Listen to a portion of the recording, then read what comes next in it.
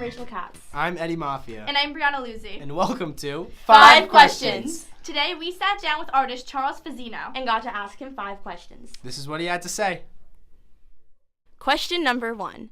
How did studying art as a young person affect the way you use your voice as an adult? I think studying as a young person in the arts definitely gave me a voice now. My parents were both artists, and my father was a shoe designer for Saks Fifth Avenue in New York, and my mother was a craftsperson. They always had a very strong feelings and a voice in the arts, and they instilled that in me. I always thought that when I was going to be an artist, because my parents were both artists, I always felt that it was going to be a positive thing. A lot of the kids today kind of feel that in the arts, am I going to starve? Am I going to have a voice?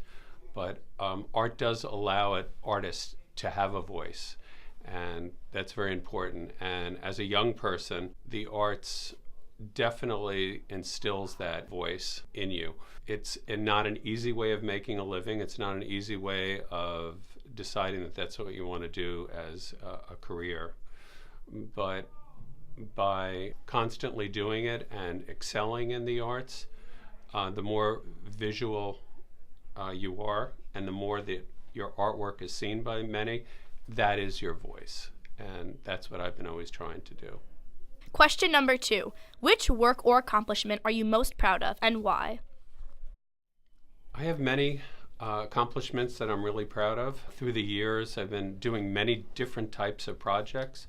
I think some of the installations turn out to be some of my favorites, and that have really impacted the public because most people have seen it. One of them is getting commissioned to do the American Airlines terminal in JFK about 6 years ago. It took me 2 years to complete.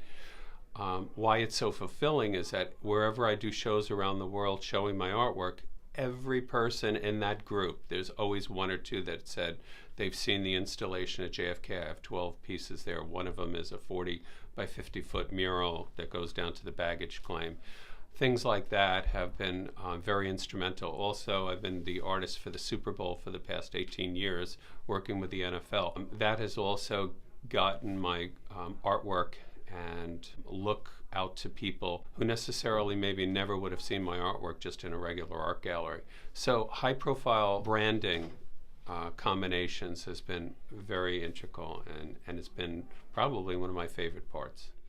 Question number 3. Where do you find your inspiration? My inspiration is in everyday life and through travel. As a kid, my aunt used to always tell me stories of travel. She used to go to Portugal and Spain and Asia. She used to tell me these stories about travel.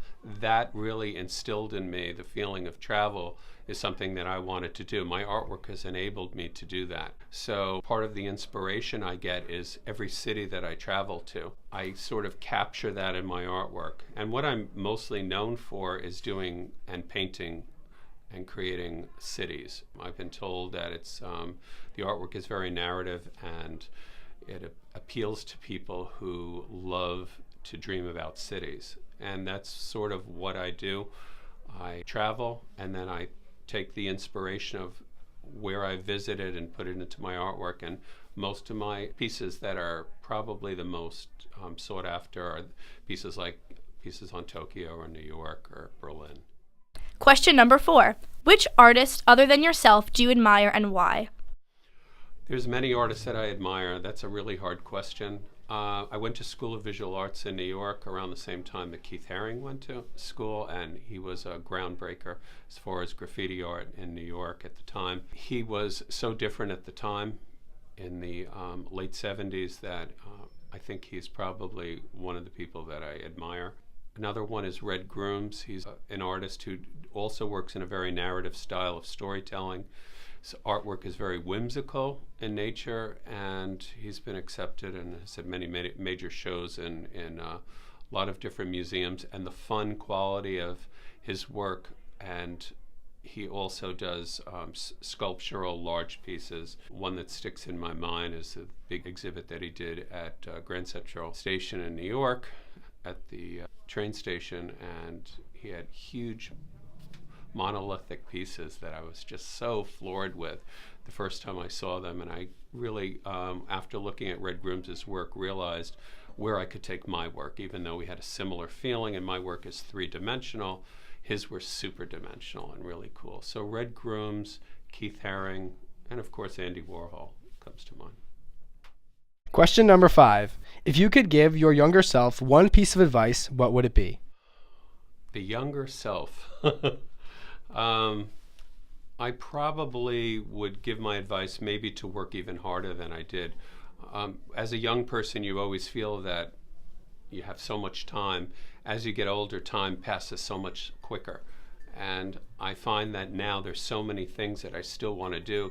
And if I was a younger person and knew it, I would have worked harder at what I was doing. And though I have no regrets, because I did have fun as an artist growing up and doing shows, but I think I probably would have pushed myself even harder.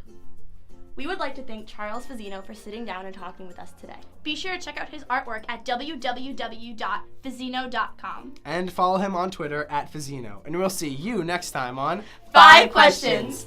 Later.